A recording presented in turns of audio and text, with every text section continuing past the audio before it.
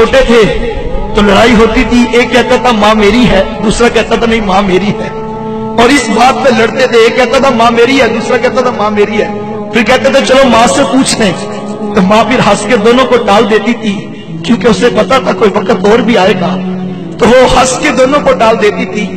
ایک زمانہ کا لڑائی یہ تھی ماں میری ہے، ماں میری ہے، لیکن پھر وقت وہ آیا جب ماں بوڑھی ہو گئی، تو اب لڑائی اس بات کی ہے کہ ماں تیری ہے، ماں تیری ہے۔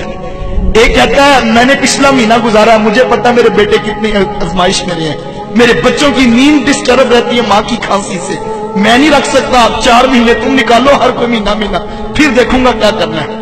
آج وہی ماں بوجھ بنی ہے جس ماں کے قدموں تلے اولاد کی جنت جڑی ہے۔ کہ کوئی نوجوان تھا تو وہ اپنی ماں کو یتیم خانے میں چھوڑ آیا۔ یہ آج ہمارے ہاں بھی اولڈ پیپلز ہوم بن گئے کہ جب ماں باپ بوڑھے ہوئے تو تم جا کے ان کو یتیم خانوں میں جمع کروا دو۔ یہ دن بھی ہم نے دیکھنے تھے۔ تو خیر وہ ماں کو جمع کرایا اور ساتھ انتظامیہ کو نمبر لکھ کے دے دیا کہ جب ماں مرنے لگے تو مجھے فون کر دینا، میں نے تدفین ابائی گاؤں میں کرنی۔ خیر اس کا وقت آخر قریب آیا تو انتظامیہ والوں نے فون کیا اور کہا کہ ماں مرنے کے قریب ہے، اگر ملاقات کرنی ہے تو آ جا۔ خیر وہ پہنچا اور اس نے آ کے کہا ماں اگر تیری کوئی خواہش ہو تو مجھے پورا کرنے کا خواہش کا رکھتا ہوں، تو مجھے کوئی بات کہے تو میں اسے پورا کر دوں۔ تو اس نے کہا بیٹا یہ یتیم خانہ جہاں تو نے مجھے جمع کروایا تو اس کے کچھ پنکھے خراب ہیں، جب جون جولائی کی گرمی آتی ہے تو یہاں بوڑھے ماں باپ سے سکتے ہیں، اگر تیرے پاس پیسوں میں وسعت ہو تو یہاں کے پنکھے تبدیل کروا دے۔ تو کہنے لگا کہ ماں اب میں پنکھے تبدیل کروا بھی دوں تو تجھے کیا فائدہ، تو پہلے بتایا ہوتا تو میں تبدیل کروا دیتا، تجھے بھی فائدہ ہو جاتا، اب میں تبدیل کروا بھی دوں تو تجھے کیا فائدہ۔ اب ماں کی محبت کیا ہوتی ہے۔ اس نے کہا بیٹا مجھے پنکھے اپنے لیے نہیں چاہیے، میں تو ڈرتی ہوں کل جب تو بوڑھا ہوگا تیری اولاد تجھے یہاں نہ چھوڑ جائے، اور مجھے قبر میں بھی نیند نہیں آئے گی، میرے لال کو گرمی لگ رہی ہے، مجھے پنکھے اپنے لیے نہیں چاہیے، مجھے تو تیرے لیے چاہیے۔ وہ کوئی بوڑھا باپ تھا نا، وہ موبائل اٹھا کے موبائل والے کے پاس چلا گیا اور اسے کہنے لگا بیٹا یہ موبائل ٹھیک کر۔ نوجوان نے موبائل دیکھا تو کہا بابا جی موبائل ٹھیک ہے۔ اس نے کہا نہیں بیٹا دھیان سے دیکھو یہ موبائل خراب ہے۔ اس نے پھر دیکھا تو کہا بابا جی موبائل بالکل ٹھیک ہے۔ دوسری مرتبہ جب بوڑھے کے ہاتھ میں موبائل پکڑایا تو بوڑھے کی آنکھوں میں موٹے موٹے آنسو آ گئے اور اس کی ہچکی بند گئی۔ اس نے کہا بیٹا اگر یہ موبائل ٹھیک ہے تو اس کے اوپر میرے بیٹے کی کال کیوں نہیں آتی ہے؟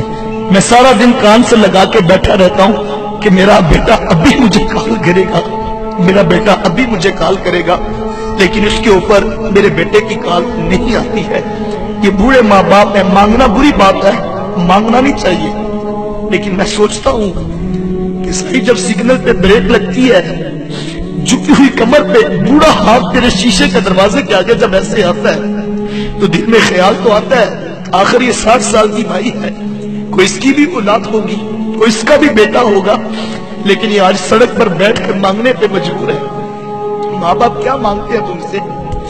نماز ختم ہوتی ہے تو سارے لوگ اٹھ کے گھر چلے جاتے ہیں، ایک 60 سال کا بوڑھا مسجد میں بیٹھا رہتا ہے، اس کو اٹھ کے گھر نہیں جاتا، کیوں؟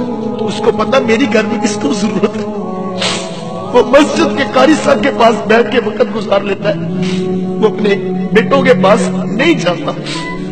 4 بیٹے بیٹھے ہوں گھر میں کسی بات پہ مشاورت ہو رہی ہو، ہر کوئی آگے بڑھ کے اپنے دل کی رائے دیتا ہے، لیکن ایک بوڑھا باپ ہے جو چپ بیٹھا ہے، وہ نہیں بتاتا اپنے دل کی بات، کیوں؟ اسے پتا میری باپ کی کیا حیثیت اور کیا اوقات ہے۔ جب ماں باپ یہ سوچے کہ 2 دن سے ماں سوچ رہی ہے میری دوائی رکی ہے اور میں کس بیٹے کو کس طرح کہوں کہ بیٹا میری دوائی ختم ہے اور میرے جوڑوں میں درد بڑا بڑھ گیا، وہ ماں کہتی بیٹا میں کیا کروں، میں مجبور ہوں کہ میرے سے چلا بھی نہیں جاتا اور میں لفظ سوچتی ہوں کہ میں تمہیں کیسے کہوں۔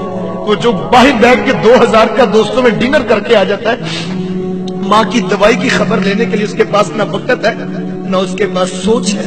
میں نوجوانوں سے کہتا ہوں آج تمہیں برا لگتا ہے، تم کہتے ہو میں نے یہ کرنا ہے میں نے وہ کرنا ہے، تمہیں ماں باپ کا ٹوکنا برا لگتا ہے، صاحب ایک وقت آئے گا جب گھر سے 4 پائی اٹھ جائے گی، وہ 4 پائی جو تجھے بڑی بری لگتی تھی تو نے اٹھا کے سین میں رکھ دی تھی، میرے بچوں کی نیند ڈسٹرب ہوتی ہے، ایک وقت آئے گا وہ 4 پائی جب اٹھ جائے گی तू घर में चिराग लेके भी ढूंढेगा, मेरी माँ मुझे मिले, मैं मशवरा करूं, मैं बाप से पूछूं, मुझे बता जिंदगी कैसे गुजारूं, मैं क्या करूं।